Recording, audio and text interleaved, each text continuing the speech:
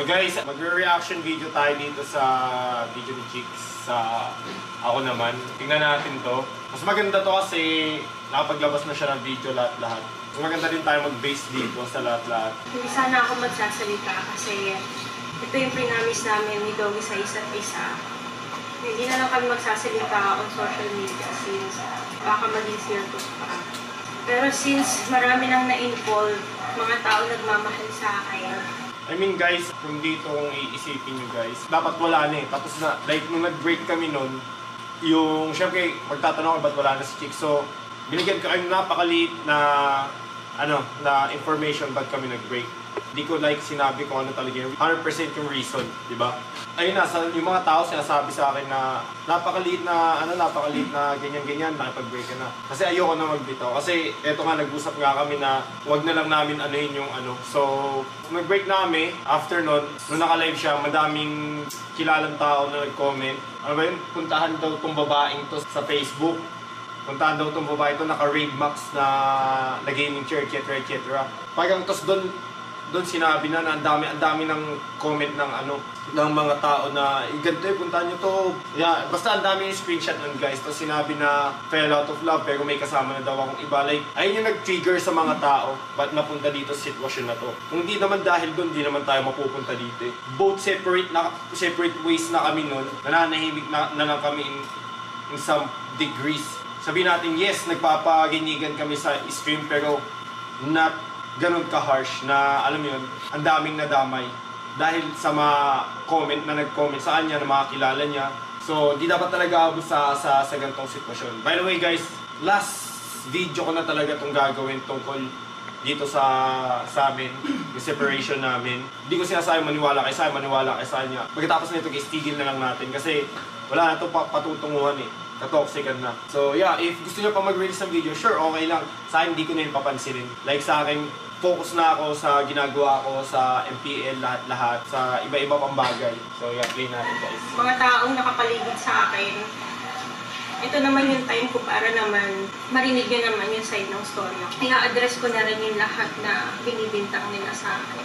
Hindi pa ako ina guys, pero darating man din sa point na yon na maging isang ina ko, gusto ko rin ma-feel, yun ma-surprise when it comes sa mga celebration na throwing a baby shower or gender reveal. Doon naman guys, normally kasi yung gender reveal, pati yung baby shower ni Mavsi, anak ni Mavsi, anak ni Mavsi, is normally gaganapin nila sa Cavite, kasama ng family ni Chibi, lahat-lahat. Wala kaming, alam mo yun, wala kaming rights para gawin namin yun. Kasi mas gusto nila i-celebrate yun sa family nila at that point. Now, syempre si Chicks, I think for content, pinilit niya. Na dito na lang, ganyan-ganyan. Pa-explain na lang. Wala ka guys, pasensya na. Dito na naman ako. Well, ang kwento kasi noon is, ang usapan sa Cavite. And then, nag-suggest si Chicks na dito na lang. Nag-usap daw kami na surprise na si Bibi. Hindi, alam ni si Bibi kasi siya nagbigay ng envelope kay Chicks. Kung ano yung gender. So, ang mangyari nun is sabay kaming makakaalam ng gender. Pero ang kwento nun, Cavite talaga kami. Pero sabi ko nga, gusto ko makisama para baka mamaya pag ginayawan namin or sabi namin, wag na, gusto namin sa Cavite, baka ano pang masabi. So, ang ginawa namin, pinakasimahan namin, bigyan namin yung gusto niya. Which is, okay lang naman sa amin, wala nang masama doon. Appreciated naman yung ginawa niyang surprise. Pero yun nga lang, kaya ako nagsalita kasi bakit ako magsasalita bakit ako maingilab kung di naman ako nadamay or di man nadamay yung asawa ko, anak ko. Meron pa yung sinabi na wala daw siyang sinabing dinamay niya. Wala naman talaga. Nung nagsalita ako, di ko sinabing si Chicks. Ang nangyayari doon, yung mga fans na inaatake yung asawa ko na kung walang nagsalita sa surroundings niya, hindi atake si Bibi or kung sino man nasa tao dito. So, ang nangyayari doon nag-umpisa. And then, syempre ako naman, guys, never ako nagka-issue kahit kanino. Ngayon lang guys, kasi nga, pamilya ko na yung nadadamay. So, ako naman kay Chicks, di direkta yung atake ko sa kanya, kundi sa mga dahil sa pagdadamay nila sa asawa ko, anak ko, na sinasabi mo, karma ka pati anak mo. Hindi ko sinasabing siya. Wala ko sinabing, oy Chicks, sinabi ni Chicks na ganito, wala. Hindi ako mangingialam dito kung di dinamay yung pamilya ko. Yun lang. Namasal pa nun, inano pa kasama anak mo. Ba't di ako talaga mangingilam sa kanila eh? Di ba? Nagsalita ba ako about kay Dogs o kay ano na, ayoko kasi no? Ayoko si Chicks kay Dogs, hindi. Ayoko lang yung natatawa may ano. And then, in-explain ko din kung bakit hindi naging fake friend si Chibaby.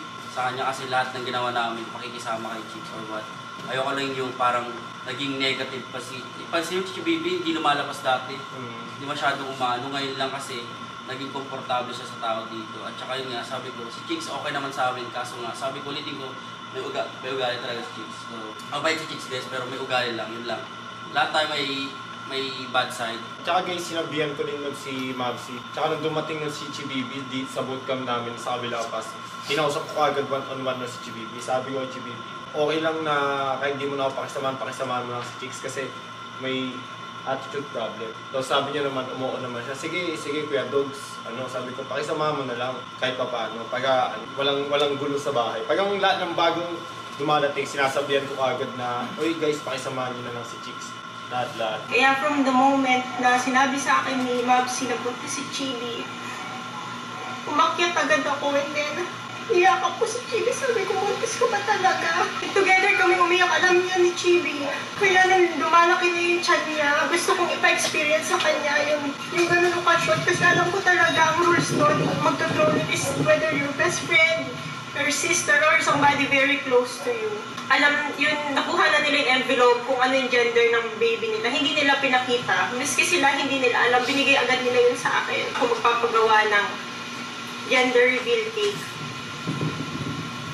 Kasi gusto ko talaga sa kanya iparanas yun eh. Kasi alam ko yung feeling na malayo sa pamilya.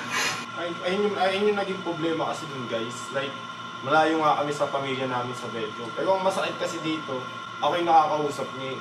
Nung nalaman namin na buntis si Chibibi nun, kinausap niya ako. Sabi niya, kailangan na maghanap nila Mavsi pati nila Chibibi ng bahay. Hindi na sila pwede sa bootcamp. Sinabi ko nun kay Chicks, hindi pwede kasi yung naipon ni Mavsi na pera nun, ipamubay niya sa anak niya. Kasi emergency yung pag-anak niya ni Chibibi. Magkano ginastos mo nun? 175. 175k guys. If pinaalis ko sila, sa tingin niyo saan sila pupulutin? Eh di nandun sila sa Cavite ngayon. Doon nag-aano si Mavsi. Di ba? Dito, makagawa siya ng content, tuloy-tuloy yung content niya sa YouTube, sa Facebook, lahat-lahat. Makapag-ipon siya sa lahat ng bagay. Kaya sinabi ko rin kay Chicks, hindi pwede kasi sinabi ko rin kay Chicks din nun guys na paano pag tayo nasa lugar ni Mavsi? Si Mavsi nasa lugar ko. Super good sa financial budget niya. Wala siyang problema. Tapos kami yung gipit. Tapos, yun nga, pinaalis kami ni Mavsi, di ba? Parang, shit, ipon ko, di ba? Ginamit ko na. Ngayon, pupunta ako sabi na, uwi akong Pangasinan, wala akong may content doon kundi mag-live. Parang, sayang na may opportunity. Tsaka matagal ko na guys kilala si Mavsi, like, kahit anong mangyari guys, di naman sa alam din yun ni Chicks na hindi naging peke sa amin si Mavsi. Di naging ahas or anything, naging masamang ehemplo sa amin. Chini-cherish ko na si Mavsi, sinabi ko nun kay Chicks na hindi pwede. Dapat mag-stay sila dito sa bootcamp. Okay naman, may kwarto naman sa baba. Nung umalis si Weg, dun ko nalinagay si Mavsi. Ay ko, dyan kayo tol, para separate kayo, maingay kami sa taas pag nagmo-Mobile Legend. Para may privacy sila. Sabi ba akong pinsa kasi magpinsan daw tayo magkapatid. Hindi guys, wala. Same family name. Hindi ko ginawa yung for content. It was documented kasi gusto kong ma-record lahat yun na pag lumabas na si baby, makita niya man lang pag lumaki na siya. Kaya yun main reason kung bakit ko talaga ni-record yun. Yes, I wanted to capture that moment. Yung moment na nalaman nila yung gender ng baby. Pero ba sir? Sige lang tol. Ayun naman yung ginawa niya, sabi ko nga, wala naman siyang appreciated naman yung ginawa niya. Sadyang, bakit nyo, kasi hindi naman talaga, yung mga fans ng tao talaga yung mga magulo eh.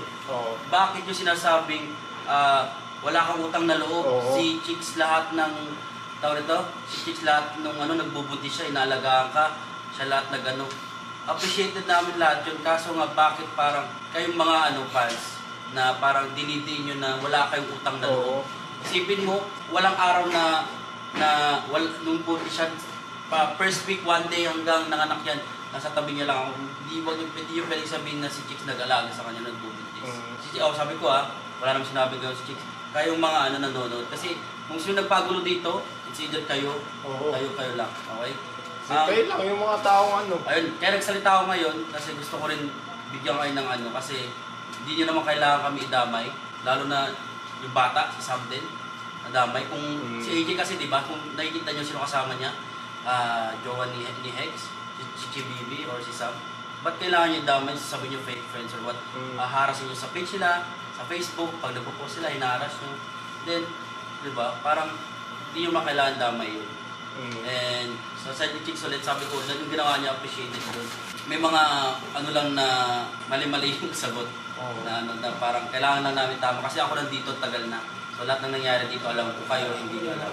O naman sabihin sa amin na hindi, pero pag ako nagsalita, dapat maniwalaan. Kasi ako nandito, ako nakakaalam. Ulitin ko, never ako nagka-issue sa kasi alam ko kung anong tama-mali. Okay? Ngayon yung ginawa ko lang nung nagsalita ako is pagtanggol ko yung pamilya ko.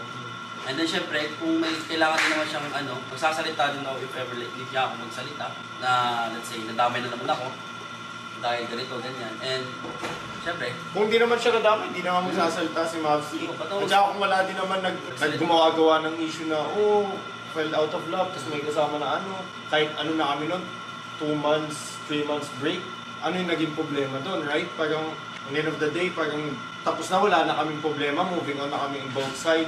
Masaya na ako para sa kanya, alam ko masaya din siya para sa akin. Tapos, gaganunin. Ang nangyari kasi noon, okay na lahat, di ba? Tapos nung parang nagkikita-kita na nila si Ejata dito. Oo. Tapos, may nagsabi na parang puntahan nyo doon, hanapin kung sino yung babaeng nakaupo ng raid map.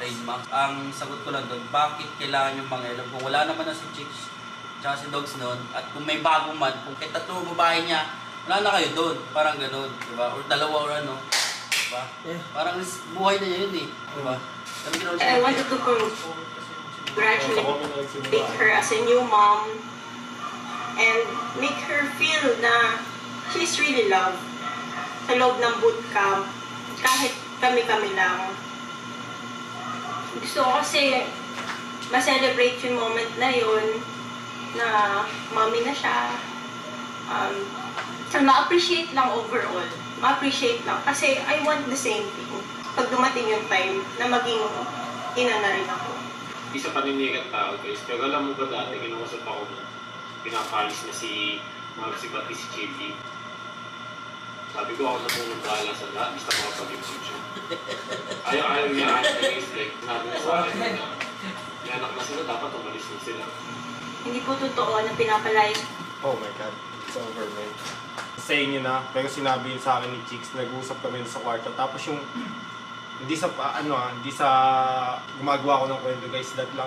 Nung ginawa ko yung bahay na bootcamp namin sa Pangasinan, may kwarto talaga doon sila Maxi. Tapos sinabi ko kay Chicks na dito sila sa baba.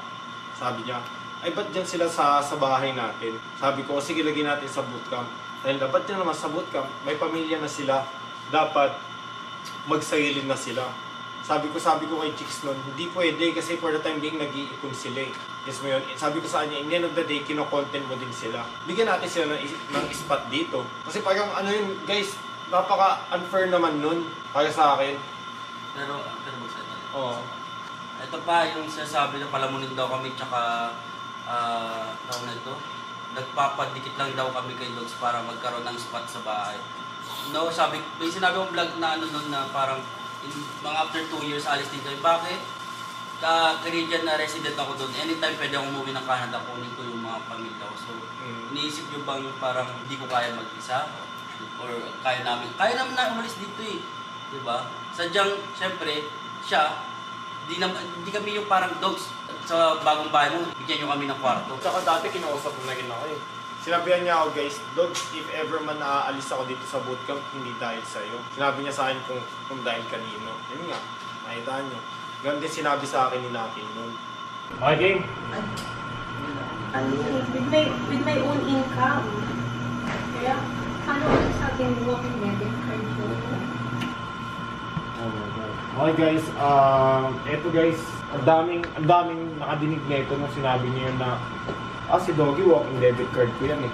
Andun si Ogni, si X, si Nakil, si Dale, si Changu, yung mga dating nasa AE guys. Ngayon may mga babae dito sa bahay. Diba? Ngayon may mga babae dito sa bahay. Kasi dati bawal. Tama. Bawal, diba? Kasi hindi masyado yung pag-band na si chicks sa babae. Ang gaming bootcamp ay ginawa talaga yun para sa mga gaming Okay guys, for correction here. Dati kasi sa bootcamp, pwede bumisita ang girlfriend. Never kong pinagbawal. Kasi wala naman ng MPN nun. So may isang player na bumisita yung girlfriend niya. So sabi natin tumagal. Pero hindi dahil talaga dun yung reason. Okay. Kasi wala naman ng MPN, parang day off na nila, lahat. So yeah. Now, yung second kasi na ito guys, may kaibigan si Chicks. Pinapunta niya sa bootcamp. Doon niya pinatulog. Ngayon, ang problema kasi nun, pinapatulog niya sa tabi ng mga player. Tapos, ang sabi ko, oy, hindi, okay na. Ako na lang tatabi sa player. Doon ka na lang sa kwarto namin, tabi kayo ni Chicks. Tapos, andun si Mavsi. Andun yung mga player. Andun si Mavsi. Andun yung babae na kaibigan niya. Tapos, yung mga player. Tapos, nag-hysterical siya doon. Ayoko. Hindi ako makakatulog pag hindi ka kasama. So, kasama kita. So, sabi ko, hindi saan natutulog yan? Siya, ayaw kasi magitin yung pangalan ko baka madamay din. So, sabi niya, di dyan ako, dyan sa kwarto. Yung kwarto na yun, nandun yung mga player. Kasi mo yun, kaibigan mo yun, bahay mo patutulogin sa tabi ng mga lalaki. Nag-aaway kami doon. Away ulit kami. Ayaw niya pa rin guys, in the end of the day, katabi ko pa din siya matulog. Pero sinabi ko doon sa kaibigan niya na, okay lang ba sa sofa ka, pero doon sa kwarto namin. Tapos niya, sige boss dog, okay na ako sa sofa. Pwede na yun. Tapos yung hinanakit ko, kasi nag-invite ka ng kaibigan mo, one day lang yun, one night. What's one night? Magiging katabi mo lang, bonding kayo ng kaibigan mo, pero gusto niya pa, ayun doon ako, gusto niya itabi yung babae na yun sa mga player. Pangit naman nun sa amin guys. Bawal ang ibang babae. Meaning, ang pwede lang dyan, So, nagawa ko yung rules na yun dahil doon. Ayoko maging favoritism sa both parties, kahit sa girlfriend ko. Okay, ayoko may masabi yung player na, dahil girlfriend mo, pwede siya magdala ng kaibigan ng babae, ganun. Alam mo yun? So, generalize ko na yun. Hanggang, ayun ko, kasi bawal na babae dito sa bootcamp, bibisita lang, etc. Yun na yun. Ang sakit kasi kung isipin nyo, kung kayo yung kaibigan, parang what the, alam mo yun, pinuntahan ka Manila to Pampanga. Sa sobrang hiya ng babae, sinabi niya na lang, hindi may mapupuntahan ako dito. Which is, we know it correctly na wala.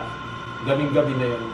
Mahirap pupunta dati Sam dito guys. Kasi may dumating na time guys na pumangit yung performance ng mga players sa loob ng bootcamp. Minsan hindi ko siningle out si Sam. Si Doggy mismo gumawa nun na rules para mas mag-focus sila sa gameplay nila. Guys, binigyan ko na, alam niyo naman yun, may curfew nun si Renegade. Bawal siya tumagal ng late night kanila Sam. And ganoon din si Sam, di siya pwedeng mag-late night sa bahay. Pero pwede siyang bumisita. Ito ang problema kasi guys, ayaw niya na may ibang babae sa bootcamp. Gusto niyo yun? Yeah. Hindi nakakapunta dun si Samantha kasi I remember kahit neighbor lang namin si Samantha, pinagbawal din talaga ni Doggy para to be fair lang sa ibang mga pro player. Nasa vlog ko yun, may curfew ata siya. May curfew sila, di ba? May curfew na bawal late night si Renny J, ganyan. Bawal din si Sam na late night. Pero pwedeng bumisita both side kung gustuin nila. Wala naman, hindi ko man pinagpipigilan eh. Kasi yung practice namin that time, gabi yun eh. Sabi natin, start ng 4 to onwards. Pwede akong bumisita ng si Sam ng 12. Pwede bumisita ng 1. At saka that time may school din si Samantha, kaya hindi masyadong nakakabisita doon. Di pa ako nagsasalita. Pag hindi kayo nagtataka, bakit lahat dito ng tao ayaw sa kanya? Nagulat ako. At the same time, nalungkot na rin ako kasi minsan di naman nila talaga pinaramdam sa akin. Ganito yan guys, okay? Alam niya eh.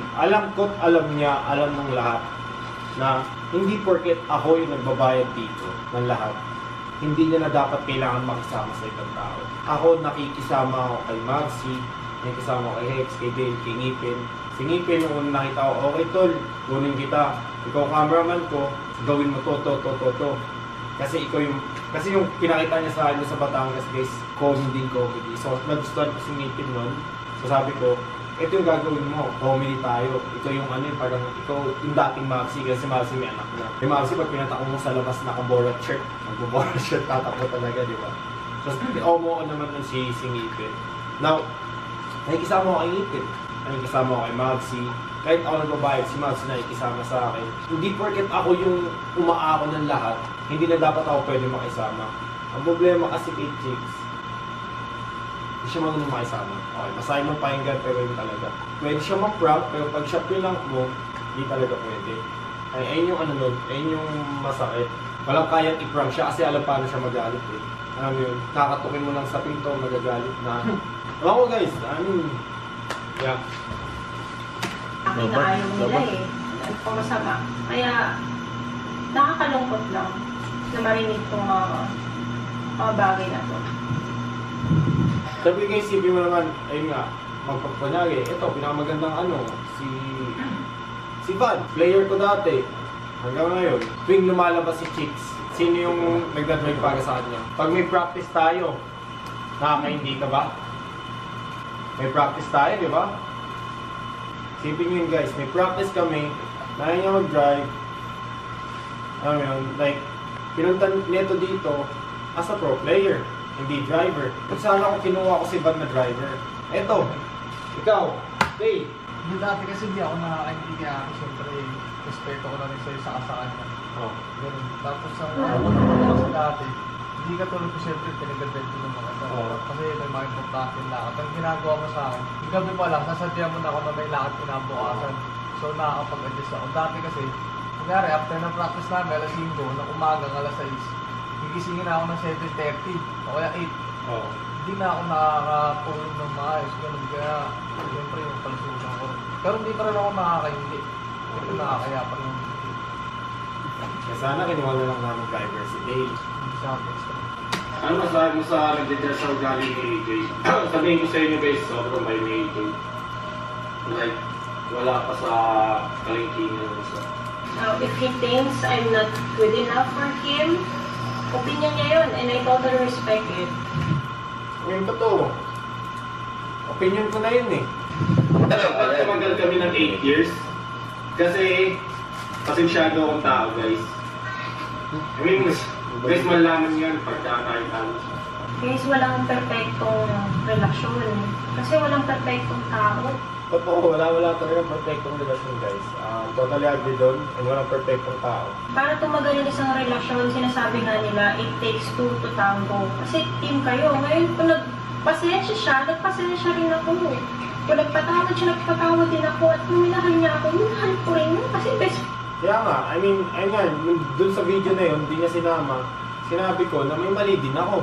Hindi lang mali niya, may mali din ako. Minado naman talaga ako. Wala akong sinabi na, oy, ikaw yung mali. Kasi dito guys, hindi niya sinama yung clip na yun. Paulit-ulit ko sinabi yun dun sa ano na yun, sa live ni Mavs na yun na may mali din ako guys. Kaya napunta sa ganito relationship namin. Dito sa bago niyang bahay, hindi ako yung nagbabayad. Pero dito sa una niyang ano, ako yung nagbayad noon for a year. Hindi ako for a year, almost a year. Eh, yan.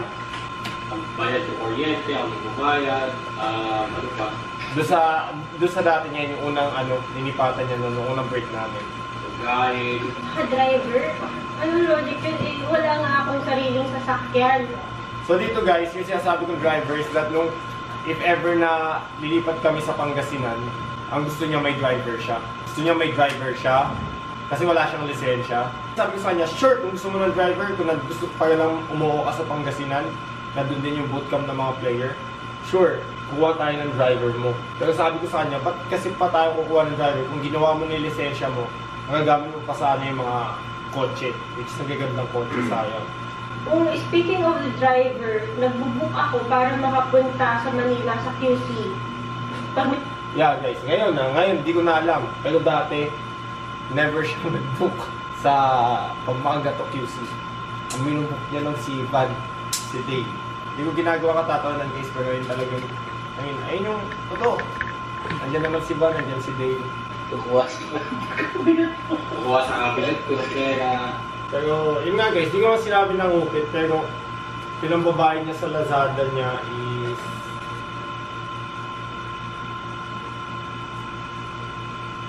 yun nga. Basta sa kanya pa sa akin kung may lisensya siya.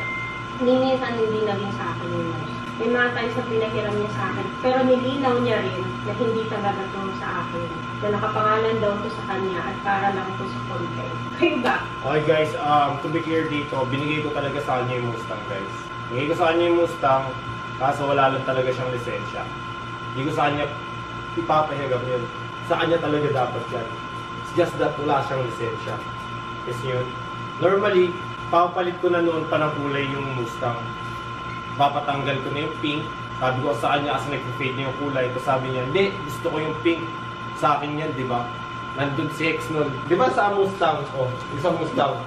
Di ba papapalitan ko na ng kulay? Ano sinabi niya nun? Nagagawa sa'yo. Ano sabi? Ito pa naman, kanya daw yun. Oh. So, hindi ko pinakailaman nun yung Mustang niya guys. Ginawa ko, pinakulay green ko yung Corvette ko. Sa kanya yung Mustang eh. Guess nyo, sa kanya yun.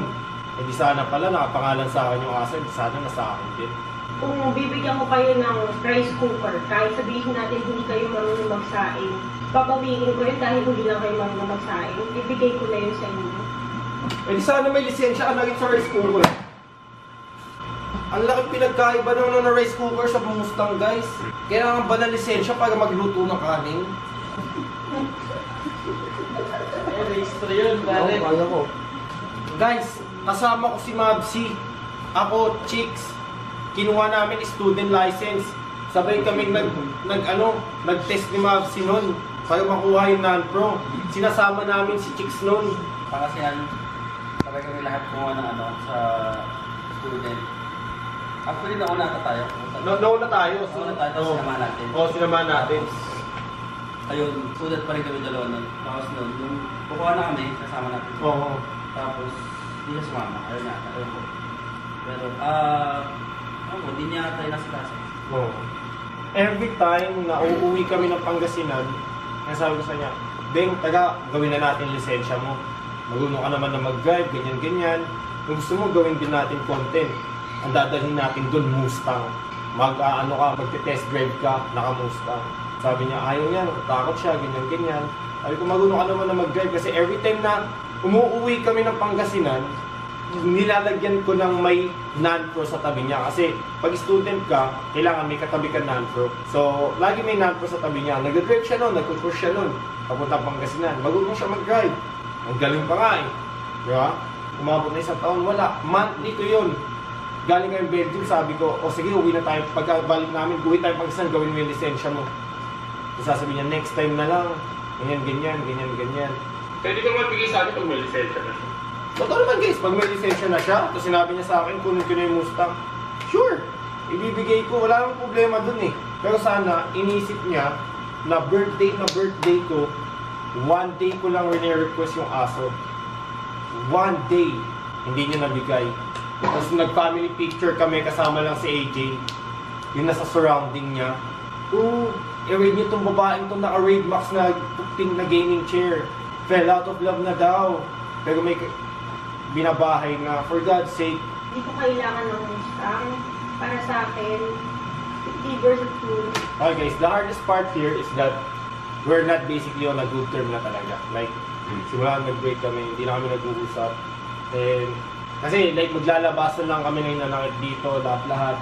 Ilalabas na siyempre mag-ano dito, magpa-pile up din yung mga toxic na tao, magko-comment, ganyan. Sila din magpapalaki, lahat-lahat ng bagay dito. Pero sana naman lang kasi, nananahimik na kami in both sides. Sa mga tao to, sa mga fans. Nananahimik na kami ng both sides. Kayo yung gagawa ng problema. Pag di ko pinapansin, titirahin yung ibang tao na sa bootcamp. Break up namin to ni Chicks. If kung may sasabihin kayo, sa akin lang. Kung may problema kayo sasabihin sa kanya lang. I mean, wag na kayo magsali pa ng ibang tao na manadamay. Wag na, napaka-toxic naman. Tsaka break na kami. Like, ano pa kailangan, tapos na yung relationship namin. Nasa past na yan. And sa totoo lang guys, sinasabi ko naman sa inyo, may mali ako. Okay? May mali ako, may mali siya. And wala na talaga kami na good term na kahit pag-usapan, kahit kasi mauulit at mauulit lang. Parang cassette lang yan eh. Replay, play. Sina Tibers at Lulu guys, regalo niya yan sa akin. Correction. Guys, si Tibers, binili namin yan kasi gusto namin magkaso. Si Lulu, nandito pa yan sa phone ko, andito yan. May video ko, sinurprise ko siya. Ayun yung gift ko sa kanya. Like, December, Pasko, ayun yung gift ko sa kanya. Si Lulu yung gift ko sa kanya, pero si Tibers, sa aming dalawa yun. Okay. Kasi gusto ko din magkaaso nun. Gusto ko din magkaaso, sige. Umili ako ng aso, sabay kami. Tapos yun, si Lulu, sa kanya talaga si Lulu. Naalala niyo ba yung sinabi ko na dun sa tatlong bagay, isa yung hiniling ko na magpupunta sa akin si Tibers at Lulu. Kasi at that time, depressed siya. At saka ako lang naman talaga nag-take care kay Tibers at saka Lulu. Ngayon, sila rin yun. Okay guys, pag alam nyo, si Lulu nagka-kennel cup yan. So, binigay ko sa kanya, nagka-kennel cup si Lulu. Tapos, ang ginawa ko nun, pumunta ako, nag 1 week vacation ako nun. Hindi ako 1 week vacation, hindi ako pumasok sa tagabaho ko nun. Pinalusot ko na may sakit ako lahat-lahat. Para lang maasikaso ako ng si Lulu. Pinuntahan ko siya nun sa kanila, which is province yun. Compare mo sa, kasi taga-Ghent siya, Brussels ako. Pumunta akong Brussels to Ghent para makuha ko si Lulu. Kasi babalik ko. Nasa akin naka-stay si Tibers, sa kanya naka-stay si Lulu. May kennel ko siya, kinuha ko, dinala ko kagad sa vet sa Brussels. Kasi yung vet doon guys, sobrang laki. Like may operational room, may ang daming clinic, isang building siya na vet lang talaga. Veterinary hospital, para sa mga hayop lang talaga. Dinala ko doon, nasikaso ko, nalagaan ko, niyagan ko, lahat-lahat. And si Tibers, ako din nag-aalaga na sa nasa bahay. In that 5, sabi natin ilang taon si Tibers, 5 years old ay 4 years old to 5 to 6. Sabi natin na 3 years, nandito na kami. Parehas kami nag-aasikaso kay Tibers pati kay Lulu. Pero nung nasa Brussels, bedroom, halos ako guys. Halos ako nag-aasikaso kay Tibers. Bago magtrabaho, lalabas ko. Pagkabalik, lalabas ko. Pinapalabas ko sa mami ko. Bibili ako pagkain. Dadalhin ko sa vet. May opera si Tibers sa mata, dadalhin ko, lahat-lahat. Pero doon sa opera ng mata guys, si Chicks nagbayad nun. Si Lulu ang gift ko sa kanya, si Tibers, para sa akin talaga yun. Kaya din dati nag-uusap kami nun, nasabihin yung pa, paano pag nag-break tayo, parang ganun. Sabi niya, sa kanya daw si Lulu pati Tibers, pero sabi ko, sa akin naman sana si Tibers kasi binili ko yun talaga para sa akin eh. So sabi niya, sige, pero pwede natin switch. Sa akin open naman ako dun, pwede naman i-switch palagi or tigamin ko lang kahit 1 day tapos balik ko sa kanya. Mas lalo na ngayon lagi siyang nasa Manila, siya na rin naman nagsabi. Ba't di niya na lang ipegam sa akin kaysa ibang tao yung nag-aalaga? Pwede naman i-text na lang isa dito na, oy, andito na ako sa Pampanga, kunin ko na lang ulit si Tibers pati si Lulu. Ipapatid ko yan doon.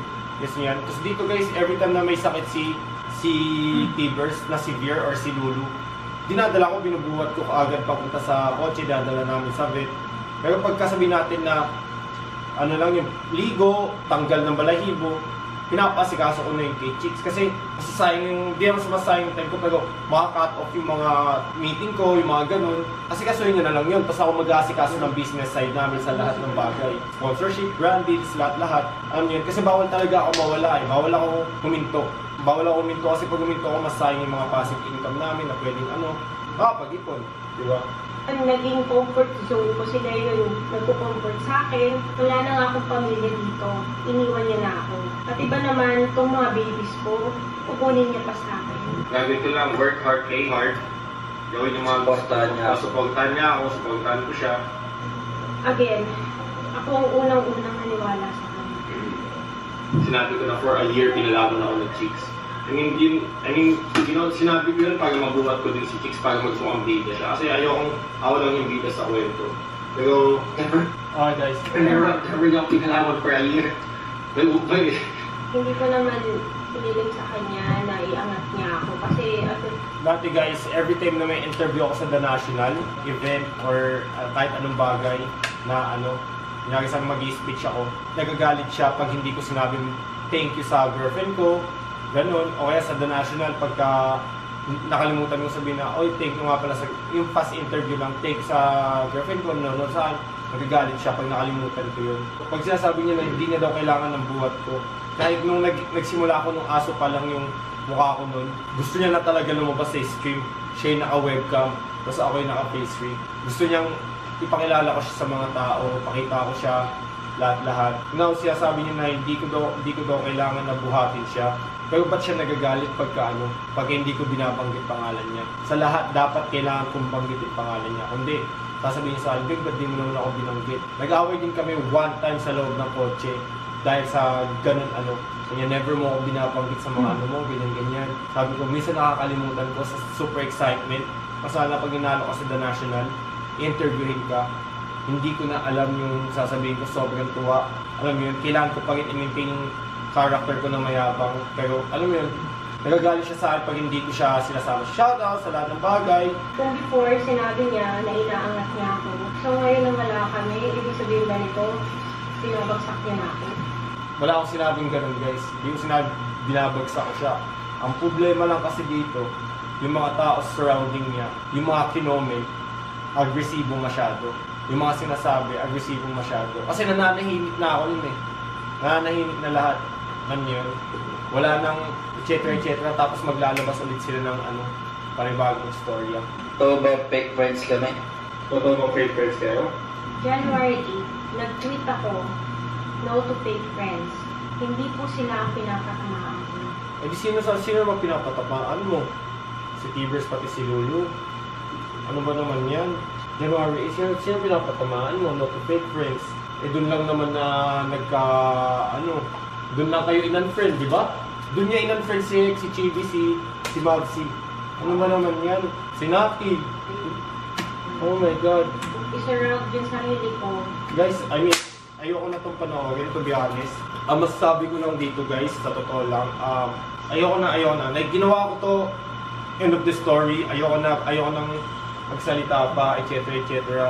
Ayoko nang magbigay para kung ano-ano man. Tatapusin ko na to dito. Hindi na ako gagawa ng ganitong video tungkol sa kanya, tungkol sa past relationship ko. Yeah. Sa totoo lang, guys, pakisuportahan na lang kami kahit separated ways na kami ni Chicks. Supportahan niyo siya on a positive way. Ganun din sa akin kung kaya. And sasabihin ko sa inyo, guys, may mali din ako. Okay, may mali din siya. And hindi na talaga namin maayos yung relationship namin. So, yun lang, guys. Thank you so much.